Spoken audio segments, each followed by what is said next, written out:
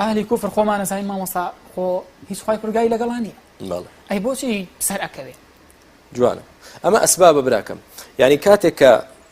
بۆ نمونە قووەتێک بەرامبەر قووەتێکە ئەگەر قووەتی ئەلیف با بڵین قووەتی ئەلیف 100% بێت قووەتی با 50% بێت خۆی گەورە وعدی داوە وەکەم من فئة قليلة غلبت فئة كثيرة ئەگەر ئەم قووەتە ضعیفە خوای لەگەڵ بێ زاڵ دەبێ بەسەر ئەوەدا بەڵام کە خوای لەگەڵ نەبوو ئێستا قووەت بەرامبەر قووەتە ئەمە 100% ئەمە 50% ئەم 50 دەرەقەتی 100ەکە نایەت کەواتە ئەگەر پەیوەندی بینی خۆمان و خوامان پچڕان ئەو کاتە یاڵا دەی خۆت ئەحزابە ئەو دوو دەبابە هەیە تۆ یەکێکت هەیە ئەو قووەتی ئەسلحەی زیاترە لە تۆ نیتە کەواتە تاوە دەیاڵە شەڕکە دەی بۆ خۆت بەشان و بازی خۆت شەڕکە دەرەقەتی نایی لەو ڕوانگەی سەیری ناکەین باشە خۆوان کافرن بەڵێ کافرە ئێخوای گەورەش پشتی لە تۆ کرد یعنی ئیعراضی لە تۆ کرد وەکو ابن القیم ڕەحمەتی خوای لێ بێ دەفەرمێ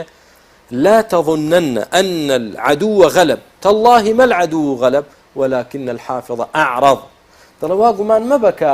دوژمن زاڵ بوو دوژمن سەرکەوتەوە بەهێزە نا والله خوای گەورە وازی لە ئێوە هێنا سەری نەخستن ئەجینا دوژمن زاڵ نەدەبوو بەسەرتان کەواتە خوای گەورە وازی لە تۆ هێنا یارمەتیت نادا و سەرت ناخە کەواتە با بگەڕێنەوە لای خوا واللهی خوای گەورە سەرمان دەخا ئەمما ئێستا کە تەماشای تەحلیلات کەین ئێستا هەمووی دەیجێڕێتەوە بۆچی بۆ ئەسبابی مادی ئەسبابی مادی لە ظلماتێک ئێستا دایانێ بکەونە ناو ظلماتی ترەوە لە چارەسەری حەقیقی نادۆزنەوە کە گەڕانەوە بۆ لای خوای گەورە والله أعلم